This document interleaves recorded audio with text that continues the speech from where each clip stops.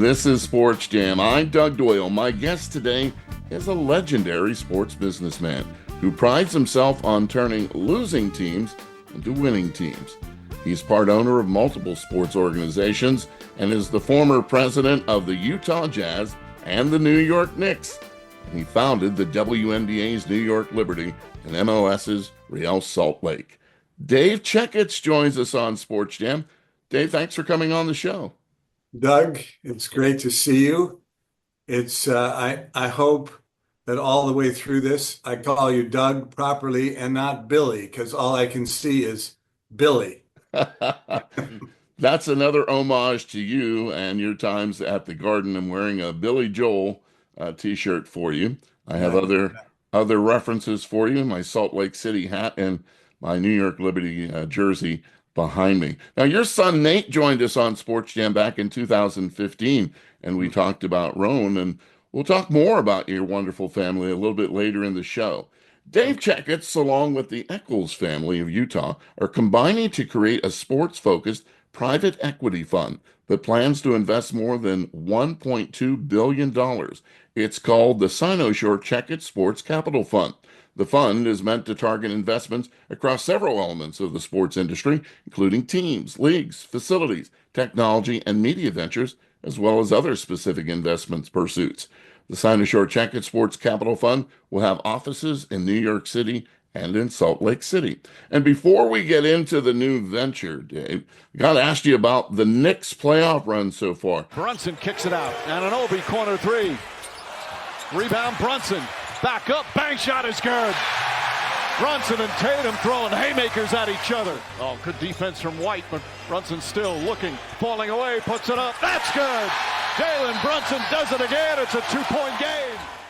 Drives into the paint, pulls back, looks up at the shot clock. He's got to get it off. Falling away, puts it up, puts it in. A Brunson barrage. How closely have you been following what's going on at your old home, Madison Square Garden? Oh, heavens. I mean, very closely. I loved what Mike Breen said in the broadcast in the last game when he said, if the Knicks win this game, which would have put them up 3-1 at the time, he said it'll be the most important win in 25 years. And I realized that the last time the Knicks had made the Eastern Finals was in the year 2000. And, you know, that was my second to last year running the Knicks. I was also in charge of the 2000-2001 season, which was rather forgettable. We went out in the first round. But in 99, when we went to the NBA Finals against San Antonio, beating Indiana in the Eastern Finals, and then again in 2000, getting back to the Eastern Finals, I mean, those were just great days, and I'm really happy for Tom Thibodeau, who worked for us back in that time, and everybody that's affiliated with the team. Rick Brunson was on our club back then, and now his boy is the point guard and the best player, and so it's just fun to watch. Fantastic, and what a run they've had so far. You've always been able to create friendships and partnerships that have led to success, like the late David Stern, the former NBA commissioner, and your relationship with Spencer Eccles goes back a long way. What do you think your best quality is as a businessman, especially when it comes to the sports sector? Wow, Doug, you're starting out with the heavy questions right up front. But that's a really great question. I do think it is the value that I put in other people. My father was quite a businessman. He was a salesman, mostly. During my childhood, he sold everything. You name it, he was selling it. He sold cash registers. I mean, that was what you put in stores that during those days to check people out, a cash register that would ring everything up. And then he went to work selling these constructed canopies that you put on used car lots to cover the car inventory. And then he started selling something. This was probably his favorite thing. He sold something called mobile homes. which is a trailer, basically, sometimes up to 70 feet long and a couple of bedrooms. And that trailer was something that someone who was having a hard time buying a house may well be able to afford. And I worked for him. I was a service manager, and his favorite thing, Doug, favorite thing of all, was to back that trailer into a lot at a mobile home lot, to take the wheels off, fasten it down, put an air conditioner, an air cooler on top, and they had a roof over their heads. That family had a roof over their heads. And my dad, he didn't take out a lot of advertising, but the place where he sold trailers was called Clyde's Mobile Homes. And Clyde's Mobile Homes, he actually had a tagline before taglines were very important. And his tagline, this is too long a story, Doug, sorry. No, it's great. His tagline was Clyde's Mobile Homes, where every person is important. And I took a lot away from that. I felt like the ushers at Madison Square Garden were important. I felt like the food workers, those people were important. They were the people that treated your customers. And if you treated them well, they would treat your customers well. If you took care of them, they would take care of the people that were paying out so much money. And so I learned a great lesson at a young age that in business, people are really, really important, and tried to feel that way and emulate that when it came to players or coaches, or I mean, they're people trying to do their best, trying to make a living, trying to take care of the people they love. And they're not that different than the ushers. It's just that they had a special talent that allowed them to get themselves in a position to really succeed and under lots and lots of pressure. So I loved that time at the Garden and have loved it ever since in sports.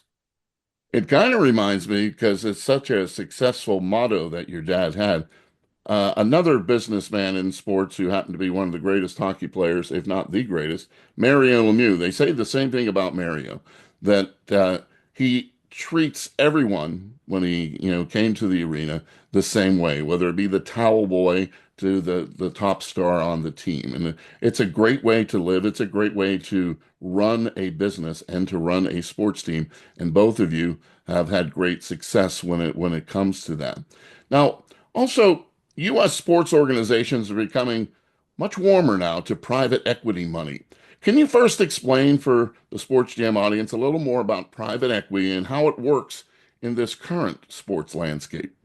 So private equity is oftentimes, most of the time, capital that gets invested in a particular fund. There are fiduciaries, to use a big word, or general partners who manage that money for someone else. So they make an investment in a fund, and then the private equity managers or leaders or general partners find opportunities to invest that money in certain industries. And usually, in order to invest in particular industries, they seek out some industry expertise. If they're going to invest in oil and gas or real estate or sports teams or sports assets, they seek out people who understand those assets, and they try to invest the money into places where over time it will lead to a nice return on invested capital.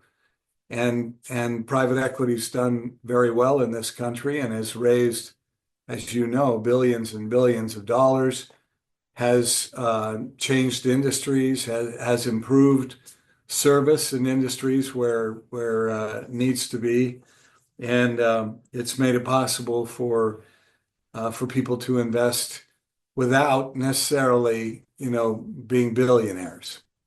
Yeah, and your capital fund is investing in pro and college sports teams, sports leagues, governing bodies, stadiums, arenas, other sports facilities, sports technology, innovation companies, media rights, and broadcasting ventures. I want to dip into sports broadcasting a little. Sports Network, something you know a great deal about. You were president and CEO of Madison Square Garden from 94 to 2001, which included the Knicks, Rangers, the Liberty, MSG Networks, and Radio City Music Hall.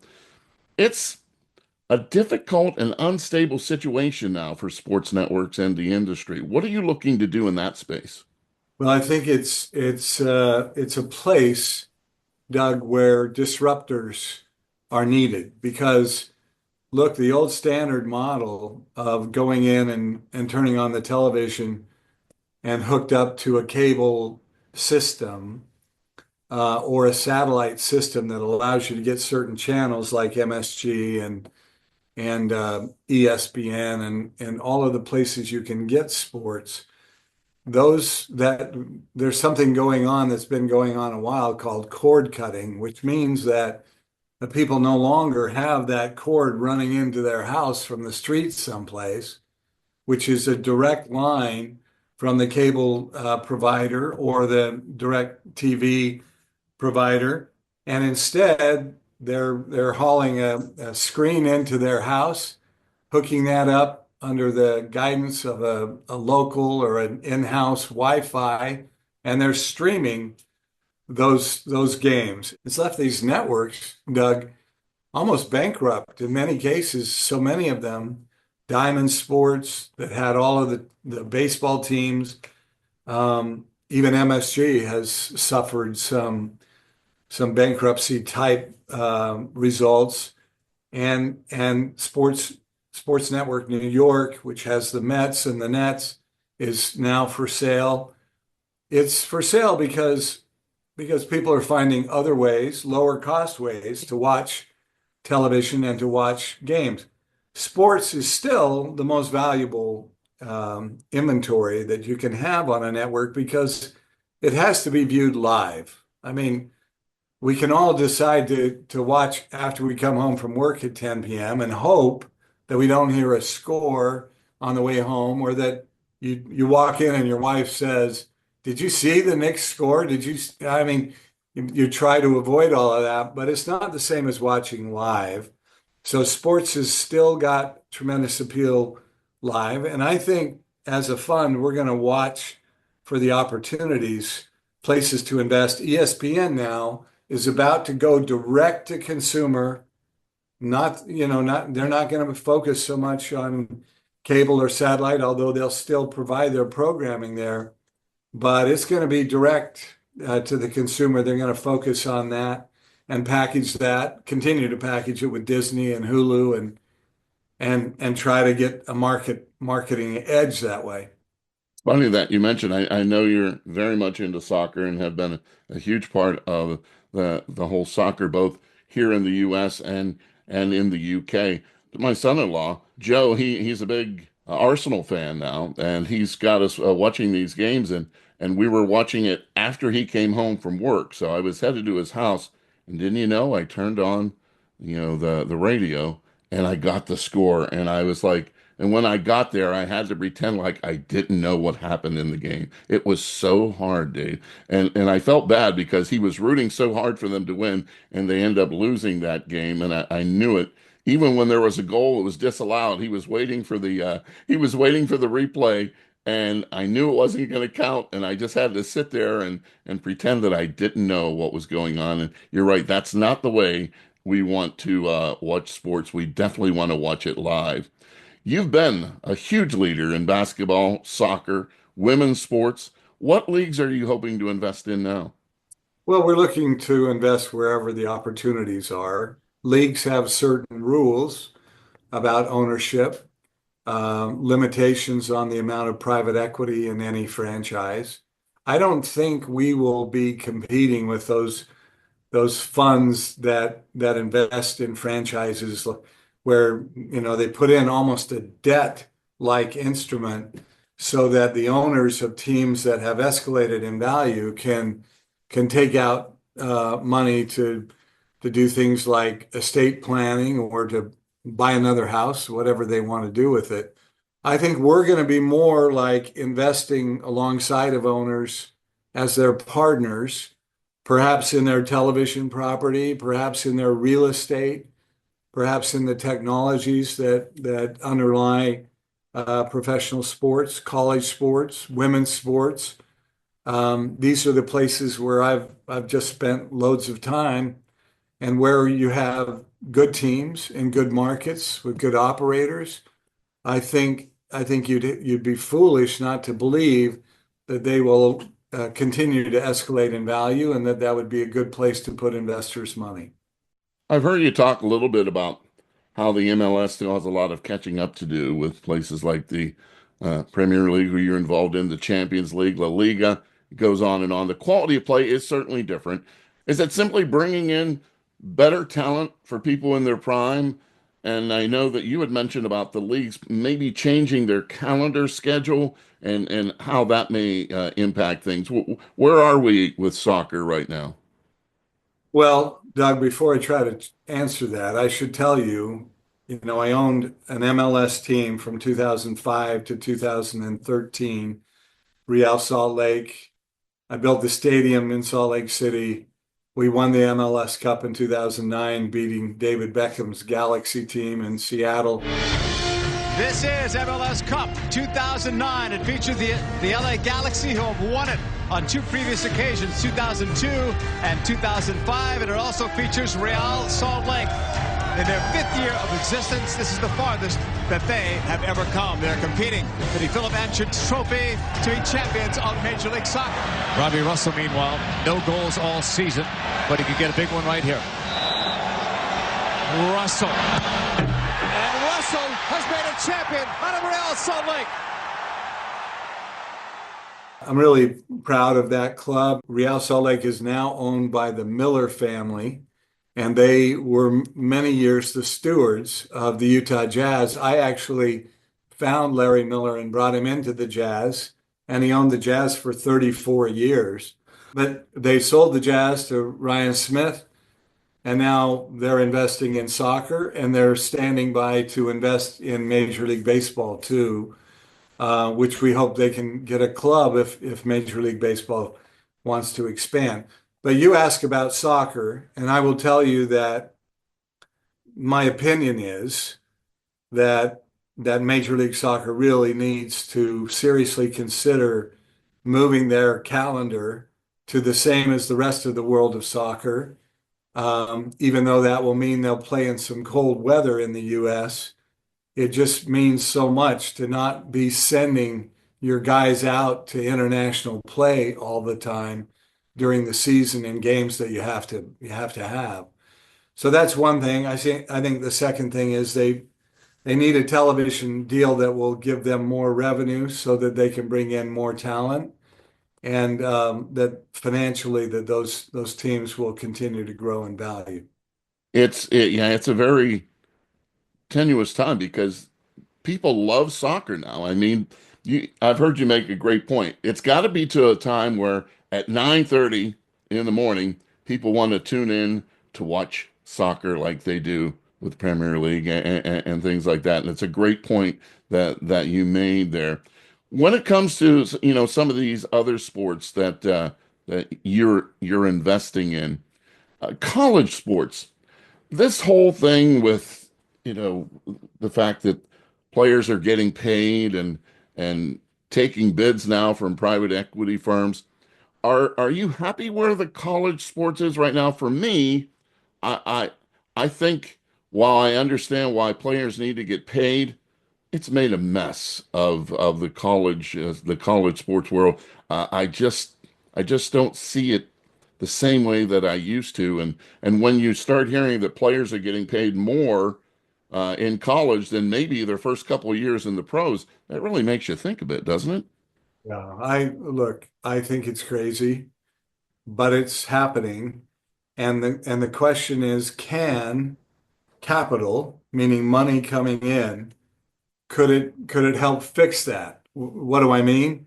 I mean, is it possible that if a private equity fund is going to own part of a conference, the Big Ten, the SEC, they're gonna pay them a load of money to own 20 or 30% of the conference, does that also mean that they could collectively bargain with the players and get requirements that they go to school, that they actually graduate from school, that they take school seriously, that they don't, that it's not one and done. We'll pay you. These NILs will continue. You'll have a chance to make money, but if you're coming here, it's not one and done. You gotta play 2 or 3 or even 4 years if you're going to get paid from us, because the quality of the games will be better, the quality of the talent will be better. Now look, the NCAA tournament was fabulous. I mean, it was fantastic, and it always is, but it's not the same as when you see a kid who came as a freshman, started playing a freshman point guard, and by his senior year, I mean, he's ready for the pros, but now he's imagine if Cooper stayed at Duke for a couple more years, what that would mean to Duke fans. That's what I think we're missing more than anything else. Under a minute here at Clemson. Stolen away by Cooper Flagg. And Flagg ahead of the field slams it with 2 hands. So now he's going off to be a member of the Dallas Mavericks, which in one way I get it. He deserves the chance to do that, but he could have made really good money on NILs in the NCAA and in the ACC. There's opportunities to keep those kids. It's really only basketball and football that this matters in, but the money that would come in will make all of the sports, I think, have better facilities and probably be able to keep and develop better players. Well, that's certainly good news. I hope it certainly does help. Many people have said Ohio State basically had the most money invested in their football team, and they end up winning the national championship as a result of it. I want to talk about the family. Currently, you're the managing partner of Checketts Partners Investment Management, a private equity firm focused on sports media and entertainment. And the funds are under the management holding significant stakes in Gravity Media. And then there's the sports and entertainment industry, Roan Apparel, who I mentioned, your son Nate came on SportsJam and talked about it in 2015. The Checketts family, run by your sons Nate and Ben when it comes to Roan, and your daughter Lily Shimbashi, who is doing amazing things as well. She founded Sports-ish, a sports media outlet that is in the business of both creating and empowering female fans. I imagine you are just so proud of your kids. You know what? Everybody asks me how this happened, Doug, and I say, you got to meet my wife. I mean, I wish I could take any credit for this. Deb is really, I mean, we met in high school. She's such a special person, but she would not let those kids, dog it. She tried to instill a lot of motivation in them. Nate and his brother Andrew and his youngest brother Ben started a boys' camp in our backyard when they were like 12, and they would bring these little kids in the summer, ages 4 to 7. They would come into our backyard and they would play sports with the big boys. They would go swimming. They would do treasure hunts. And Doug, these camps became so popular that people were fighting to get their children in them. And one after one summer, I said to Nate, I said, you know what? I need to see how much money you guys are making. And because they were buying things like crazy. And I actually couldn't believe it. But my sons also, after 1 year of college, they left and would go on a church mission for Church of Jesus Christ of Latter-day Saints. They would be called, actually, Lily did this as well. They would leave and go somewhere in the world, anywhere that they were asked to go, to actually help people live better lives and help refugees and do all kinds of service. And you have to pay your own expenses when you go there. And all of my boys paid for their 2 years of service in Rome, in Mexico, in London from their earnings from Boys World of Adventure. So I give their mom a lot of credit. That's amazing. One of your biggest accomplishments people don't talk about too much. First of all, I love the town that you were born in, Bountiful, and you went to uh, high school there. You had a bachelor's degree from the University of Utah, and you received your MBA degree from BYU, but you didn't make it on your high school basketball team, even though you love playing basketball. I think one of your biggest accomplishments, you made the team at BYU as a walk-on on the basketball team. Yeah. You know what, Doug? That gave me so much confidence because I was really, really young for my age. So when I got into my sophomore year, even though I had played in junior high school and had started both years, eighth and ninth grade, and I thought I was a good player. My older brother was on the team that won the state championship at Bountiful High School. And he was young in his grade too, but my body just was growing more slowly. And the other problem I had, frankly, is that my older brother wasn't easy to coach. And he and the head coach at Bountiful High School kind of got into this. So when I got there, I knew I had a strike against me. I got cut the first day of sophomore tryouts. I couldn't believe it. I cried buckets of tears. So the summer in between my junior and my sophomore and junior year, I went to every basketball camp. I actually got honored in the Jack Gardner University of Utah basketball camp in between my years. And I went to tryouts again, all these great aspirations, and I got cut again on the first day. And again, at that time I went and saw the coach, and he said, "Look, you know what's gone on here. You know what I dealt with your brother. If you want to play, you're going to have to go to a different high school." And all my friends, all my buddies were at that school. So I completely changed my emphasis. I got involved in debate and student government. I became an officer at the school. I actually participated in theater, believe it or not. And then when I went to BYU, my first day, I went to see the coach and I said, "Look, I know I can play. I was not given a fair shake, and here's why." And by the way, it helped that I was 6'5" then. I'd been a guard as a sophomore, but I was more like a forward, a big forward for our school by then. And this coach at BYU said, "You know what? Here's what we're going to do. We're going to let you start working out with the team right away. I can't coach anybody. And tryouts are October 15th. Go lift, go scrimmage with the team, and we'll have tryouts. We'll invite anybody, but there's only 2 slots left on the team. And we'll invite everybody to come and try out, and we'll see how you do." Without belaboring this point, Doug, I played better in those tryouts than I'd ever play. I just had so much confidence that somebody had given me a chance, and I'd been working with the first team guys every day since August, and I got one of those slots on the team. I made the team. That's a great story. I wish my story would end similar.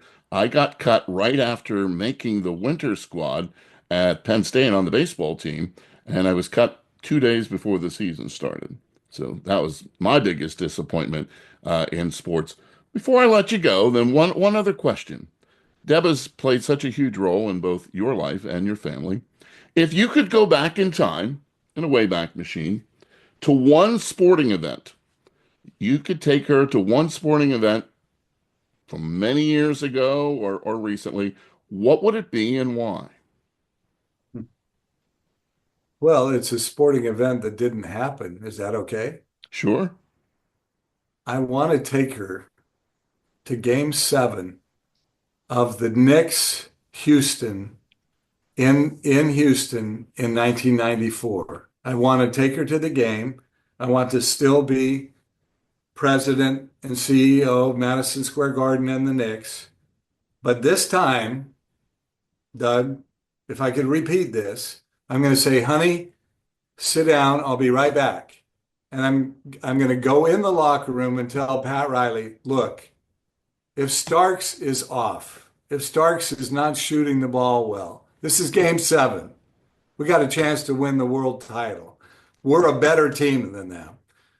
But I don't know why I have this feeling, but John might be off. You got Rolando Blackman on the bench. You got Hubert Davis on the bench. You could play Derek Harper at 2 for all that matters. Pat, I know he got us here, but if he's not on, don't leave him out there. Because, as you know, he went 3 for 11. He went 3 for 18 and 1 for 11 in the fourth quarter. John Starks for 3. Cannot get off. Starks is now 1 for 11. Up front. Olajuwon lost his balance. Here comes Anthony. Starks again for 3. I don't know, Matt, you reach a point as Olajuwon was back down court. And a 20 is to come up on 5 minutes to go in the fourth. Anthony for Starks, shooting again. Starks is now 1 for 13. 3:35 to go in the fourth. Starks that time hesitated. He had the shot. Ewing comes up short. Rebound Starks. John Starks. Controlled by the Knicks. Starks again for 3. And a foul against the Knicks. The Houston Rockets are the 1993-94 NBA champions. Now, I love John. He's one of the great players I've ever been around. I really love him, but I wish Pat would have made a change. And by the way, when Pat went into the Hall of Fame, I was there because Ewing was going in the same day. And I gave Pat a hug and I wished him well, even though, we didn't part the best of friends when he went to Miami. But he said to me, I'm sorry. And I said, you mean about the way you left? And he said, no, I'm sorry I left John in the game. It both bugged you to this day, probably, when it comes to that. Well, Knicks fans are certainly hoping that Jalen Brunson doesn't have one of those nights because he has been spectacular. You talked about the connection that you have with his father.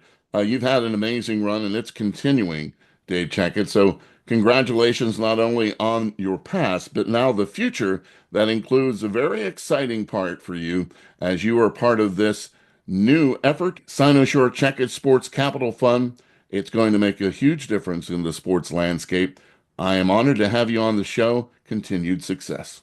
Thank you, Doug. Great being with you and all the best going forward.